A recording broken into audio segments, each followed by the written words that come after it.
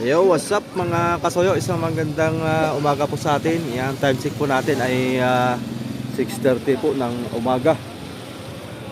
Ngayon po ay Biyernes sa ika-10 ng Mayo. Paspasan na dito pangangarga ng hilo at wala pa tayong nakikita dito nagbababa na isda. Siguro mamaya pa mga alas 10 ng umaga, kaya mga banda mga pahapon. Ayan, mga pangulong dito ay nangangarga po yan ng yelo. Wala pa pong dumating na bago. So ayan, good morning. Ingat po sa ating lahat mga kasoyo sa ating maghapong paggawa. Thank you for watching.